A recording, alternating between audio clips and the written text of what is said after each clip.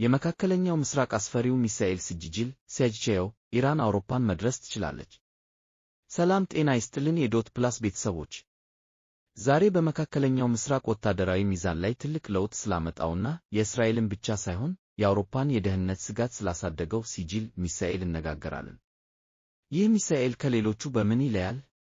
ለምንስ ነው አሜሪካና አውሮፓን ክፉኛ ያስጨነቀው? ከ2000 ኪሎ ሜትር በላይ የሚጓዘው የኢራን ዘመናዊው የጦር መሳሪያ ሰጅል 2 ምን አይነት ሚስጥራዊ ቴክኖሎጂዎችን ይዟል? እስከ ቪዲዮው መጨረሻ ድረስ አብራችሁን ቆዩ። ሁሉም ዝርዝሮች እንመለከታለን። ቴክኖሎጂውና አቅሙ ሳዋይድ ፕሮፓዋይንት አድቫንቴጅ።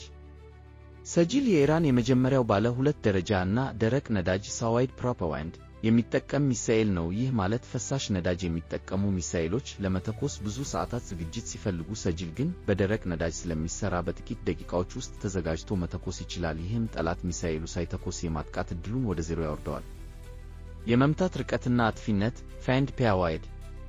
የሰጅል 2 የመምታት ርቀት ከ1500 እስከ 2500 ኪሎ ሜትር ይደርሳል። ይህ ማለት ኢራን ሳውዲ አረቢያን፣ እስራኤልን አልፎ ተርፎም ደቡብ ምስራቅ አውሮፓን ኢላማ ማድረግ ትችላለች ማለት ነው። በተጨማሪም 1000 ኪሎ ግራም የሚመዝን የጦር አረር ዋርሄድ መሸከም ይችላል። ይህም የኑክሌር ጦር መሳሪያን የመሸከም አቅም እንዳለው ባለሙያዎች ይናገራሉ።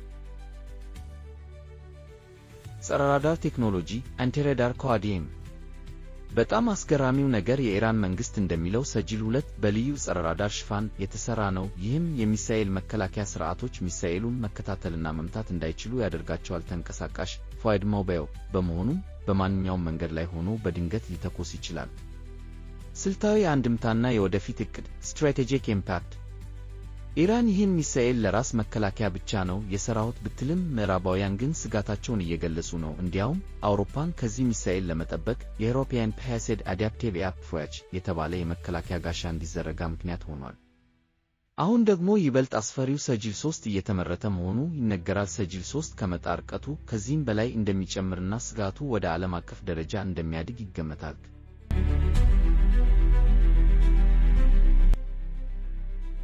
የዛሬው ዝግጅታችን ይህንን ይመስል ነበር። እናንተስ ምን ትላላችሁ?